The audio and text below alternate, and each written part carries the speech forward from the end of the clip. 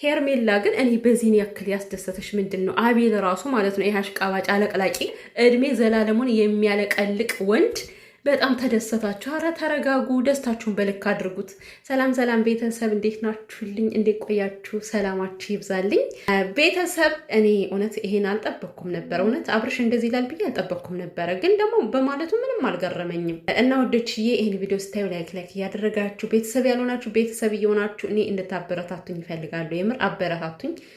በእርግጥ እያበረታታችሁኝ ነው፣ በጣም ነው የማመሰግነው። ለዛም 18,000 ልግባ ወዶችዬ፣ አስገቡኝ።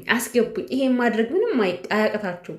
እንኳን አይደለም 18,000 20,000 ታስገቡኛላችሁ እናንተ ከተባበራችሁና እንድታስገቡኝ ይፈልጋለሁ። እንግዲህ ያው ሄርሜላ የልቧ ሞልቶላታል። ግን ሄርሜላ ይሄ እኮ አብርሽ ወዶሽ ተንጠባሎልሽ ተንከባሎ ለምኖሽ አይደለም አፈቅርሻለሁ ያለሽ አይደል? አንቺ ለምነሽው ነው፣ አስገድደሽው፣ አስጨንቀሽው እንደዛ አንገቱን ደፍቶ ግንባሩን እስከሚልጥ ድረስ እያሸ አስጨነቅሽው።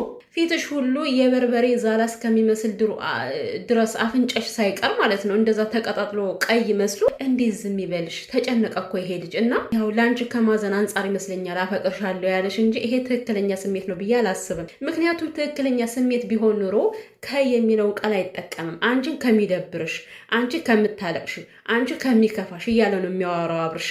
ግን እውነተኛ ስሜት ከውስጡ ቢኖር እኔም ስለማፈቅረሽ እኔም ስለምወድሽ በቃ እንደዚህ አድርጎ ነበር ነገሮችን ሊገልጽ የሚችለው። እያለ ጨረሰው ማለት ነው። ያ ማለት ነገ ምን እንደሚፈጠር አይታወቅም። መቼም ደግሞ ሩታን ከመሬት ተነስቶ ጥሏት እንዳልወጣ ታውቂያለሽ። ምን እንደተፈጠረ በሩታና በአብርሽ መካከል ታውቂያለሽ አይደል? ሁሉም ሰው በራሱ ሲደርስበት ነው ሁሉም ሰው ነብር የሚሆነው። ሩታ ላይ የተፈጸመ ነገር ከአንቺ ላይ ቢደርስ ከሩታ ብሰሽ ነብር እንደምትሆኝ እርግጠኛ ነኝ። እና ይሄ መላከነትሽ ያኔ አይቀጥልም። ደግሞ ያንን የምናየው ነገር ይሆናልና ያኔ ያዙኝ ልቀቁኝ ስትይ እኛም ያሳየን። እንግዲህ ሴት ልጅ ግን ረከሰች፣ በቃ ረከሰች። እኛ እንደዚህ ረክሰናል። እኛ እኮ በመሰረቱ ውድ ልንሆን ነው የሚገባው። ከምሬ ነው። እንደዚህ ልንንዘላዘል፣ እንደዚህ ወንድ ልጅ ጠብልል ብለን ልንለምን አይገባም እኮ። ለፍቅር ዝቅ ማለት እኮ ልክ ነው። ግን ደግሞ በዚህን ያክል ባለትዳር የሆነን ወንድ ሚስት ያለው ልጅ ያለውን ወንድ የኔ ካልሆንክ ድብንቅ አገር እያዝልኝ ተብሎ ፊት በርበሬ እስከሚመስል ድረስ መለመን ይሄ አያኮራም እኮ ሄርሜላ፣ የምሬ ነው። ይሄ ፍቅር አያኮራም። አሁን አብርሽ አፈቅርሻለሁ ስላለሽ ምናልባት አንቺ ከሩታ ጋር ደራ ይዞሽ ምናምን ነገር የሆነ ሩታን ያናደርሽ ይመስልሻል። ግን አይደለም። ለእኔ ማንም ተመረጠ ማንም ማለት ነው ቤተሰብ ማርያምን ነው የምላችሁ። ሩታዬ አንደኛ ነች ለእኔ፣ ሁሌም አንደኛ አሸናፊ። ምክንያቱም ጀግናና ቆራጥ ሴት ስለሆነች ማለት ነው። ስንት ነገር ተቋቁማ ከዚህ የደረሰች። አሁን አብርሽ ሄርሜላን አፈቅርሻለሁ ስላላት የሆነ ነገር የሚሰማት መስሏችሁ ከሆነ ተሳስታችኋል። እስኪ ቼክ አድርጓት ሩታን ፌንት ምናምን ታማ እንዳይሆን እያላችሁ ነው አሁን ላይ ማለት ነው። ከፈለጋችሁ እናንተ ታመሙ። ኤኒዌይ ሩትዬ እንደሆን አይደንቃት አይበርዳት። ከመጀመሪያም እኮ ሰደዋለች ማለት ልካዋለች። ይሄ ልጅ ሄዷል እኮ እንደሄደ እኮ ታውቃለች። እና የእሱ መሄድ መምጣት ለእሷ የሚደንቃት ነገር አይደለም። ሲጀመር እንደው ልዑል በመካከል ባይኖር ኑሮ ማለት ነው አብርሽ ማለት ለሩታ የሚመጥን ሰው አይደለም። እኔ ቀርበሉኝ እንግዲህ ምን ማድረግ ይቻላል? የምሬን እኮ ነው። ምክንያቱም ይሄ የሚወላውል ከዛም ከዚህ የሚረግጥ ሰው አስፈላጊ አይደለም። ዞሮ ከሩታን ጋር ቢታረቅም አሁን ማለት ነው ነገ ደግሞ ከአንደኛዋ ዘሎ እንደማይሄድ በምን ይታወቃል? ሩታ ለምንድን ነው አብርሃምን የተጣላችሁ? መጀመሪያ ጸባቸው ምንድን ነው? ከዛም እየረገጥ አይደለም። እና አሁን ላይ ሩታ አብርሽን አታከብረውም፣ አብርሽን አታፈቅረውም ሳይሆን አታከብረውም፣ ለሱ ክብር የለውም፣ በሰው ፊት ታዋርደዋለች እያሉ እሷን ለመዘለፍ ይፈልጋሉ። አብርሽ ከእሷ ተለይቶ ምንድን ነው ሲያደርግ የነበረው እንዴ? ሚስት እያለው ሌላ ሴት ሲሞጨሙጭ ነበረ። እና ታዲያ እንዴት ነው ላትቀየር የምትችለው ሩታ? ግን እኔ ሰው ጭንቅላቱ ድፍን ነው እንዴ? ቆይ ከእሷ የሆነባትን ነገር አያዩም ማለት እሷ ለምን እንደተጣላችሁ አብርሃምና ሩታ ከዚህ ላይ የደረሱት በምን ምክንያት እንደሆነ አይታያቸውም። የሚታያቸው የሩታ መቀየር ነው በቃ። እና ሄርሜላ ደግሞ አብርሽ እየተጫወተብሽ ነው። የምሬን ነው። አሁን ይሄ ገና መጀመሪያው ነው፣ መጨረሻው ገና አልደረስነበትም። ገና ብዙ ነገሮች ሊኖሩ ይችላሉ። እዚህ ጋር ስለማለልሽ ምናምን ነገር አይደለም። ሲቀጥል ልዑሌን ምክንያት አታድርገው። ልዑሌ ለአንተ ምክንያት ሊሆን አይችልም እኮ። አንተ ልጅህንም በውጭ ማግኘት ትችላለህ። አሁን ደግሞ ልዑሌን ምክንያት ሲያደርግ ቆየና ከዛ ደግሞ ሩታን አደረገ። ሩታ ስለምታስፈራኝ ነው። ሩታ ከኔ ጋር ሁን ብላ እያስገደደች ነው። ለምንድን ነው የምታስፈራ? በምንድን ነው የምታስፈራ? ለምን ታስመስላለህ እንዴ? ሩታንም ሄርሜላንም ማጣት አልፈልግም ብለህ እኮ ተናገርክ። ምንድነው 10 ጊዜ እንደ እስስት የሚቀያይረህ እንደ ቂጣ የሚያገለባብጥ አብርሽ። ኧረ ተው ባንዱ ጽና እና በልጁ ምክንያት አታድርግ። ልጁ እኔ እንኳን ባልፈልግ ህግ ይፈቅድልሃል። ልጅን መተማየት ትችላለህ ተብላል አይደለ? እና ልጅ ማየት እፈልጋለሁ። ከኔ ላይ የሚደርሰው ሪስክ ሩታን ክፉ ለማድረግ አትሞክር። ሩታን ክፉ ለማድረግ ሚዲያ ላይ ያው ክፉ ናት እንዲባል ለማድረግ የምታደርገው ጥረት አንተ ሲጀመር ድሮም እንደዛ ነው እኮ። ከምሬ እኮ ነው ቤተሰብ። እኔ አብርሽ ራሱ ለሩታ የሚገባ ሰው አይደለም እምል በምክንያት እኮ ነው። ምክንያቱም እናንተ ስትሰደቡ የሚደሰት ሰው እናንተ የምትሰደቡበትን ቲክቶክ ሪፖስት የሚያደርግ ሰው አሁን ይባል ይሆናል። የምሬ እኮ ነው።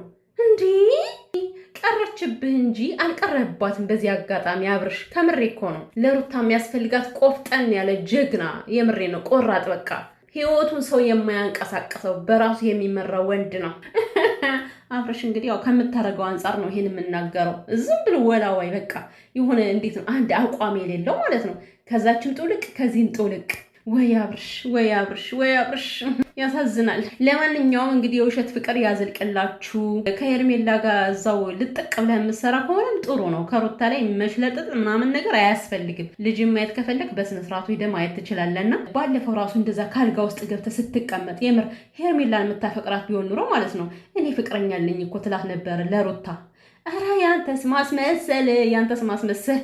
ኤኒዌይስ በዛ በሄርሜላ በኩል ያሉት እልልልል እያሉ ነው። ምን እልል እንደሚያሰኛቸው አላውቅም። ውሽሚት እኔ መቼም እልል ልታሰኘኝ አትችልም። ሄርሜላ እንደዚህ ለምንሽ ባመጣሽው ወንድ ልትደሰች አይገባሽም በእውነቱ። ሲጀመር ሩታ ከሄደች በኋላ የሆነ ልክ ሰዎች ሰርጀሪ ሲሰሩ በዛም በዚህ መርፌ ተወጥረው ነው፣ በዛም በዚህ ተወጥሮ እኮ ነው አብርሽ፣ ወጥረውታል። እቺ ወፍራማ ራሱ ሳታስፈራራው አትቀርምና ፈርታት ነው አብርሽ፣ ፈርታት ነው እንዳደቆሰኝ ብለህ አፈጠጠችብኝ ምናምን ሲል ነበርና ብቻ አስፈርተውታል፣ አስጨንቀውታል፣ ሰብሰብ ብለው ማለት ነው። አፈቅርሃለሁ ካላል ከዚህ ላይ ነው የምንረግጥ ያሉት ይውላ ይመስለኛል ሳስበውና ይሄ አለቅላቂ አቤል ደግሞ አሽቃባጭ ሽልጥልጥ ጅልጅላንፎ የሆነ ቆሻሻ የሳለ ማለት ነው። የልብ ሞላለ። ሲጀምር አንተ እኮ ያው ሄርሜላ እንደዚህ ለሄርሜላ እንደሰፍስፍር ግብግብ የምትላት የሆነ ቁርሾ ነገር ሳጥ እያደረገችልን ነው። ያው ሰው በገንዘብ የማይቀየር የለም።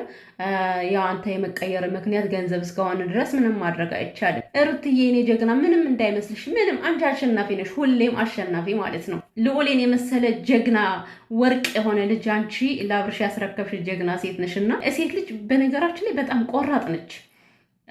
ላይክ እንደ ሄርሜላ አይነቱ ማለት አይደለም ነው። እሷን ቆራጥ ሴት ሄርሜላን አይወክልም። ሴት ልጅ ከወለደች በኋላ ማለት ነው ከዛም አያምራትም፣ መዝለል አያምራትም። ወንድ ልጅ ግን በቃ ከሄደ ነው። አስቡት አሁን ሄርሜላ ልዑልን ወለደች፣ ከልጇ ነው ያለችው እኮ ምንም እያደረገች አይደለም።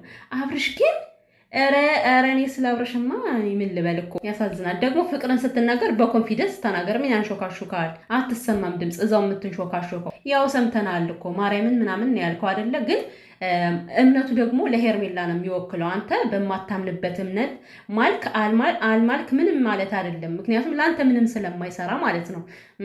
ማርያም የሄርሜላ ነች እና እሷ ስላለች ብቻ ነው ማርያምን ስላለች ብቻ ነው ማርያምን ያልከው ማለት ነው። ይሄ ነገር እስኪ ይጸናል አይጸናም የሚለውን እናያለን። ሩትዬ የኔ ጀግና የልዑሌ እናት ወደፊት ሁሌም አሸናፊ ነች፣ ታሸንፋለች ደግሞ ማፈሪያ ሁላ የምሬን እኮ ነው ማለት እንደዚህ ተርግግባ መሬት ተነጥፋ ተንበርክካ ጉልበቷን እስከሚያማት ድረስ ማለት ነው። እንደዛ ድፍት ብላ አልቀሳ ከስንት ትግል በኋላ ፈቅርሻለሁ ብሏት ይሄን ያክል ቂጧን ጥላ ስትደሳሰት ነበረ ማለት ነው። ሄርሜላ ያዝልቅልሽ ነው የምለው፣ ያዝልቅልሽ። ነገ ምንም ነገር ካልተፈጠረብሽ ልክ የሄርሜላ የሩታ ታሪክ ከአንቺ ላይ ተፈጥሮ ያዙ ልቀቁኝ ካላልሽ ጥሩ ነው።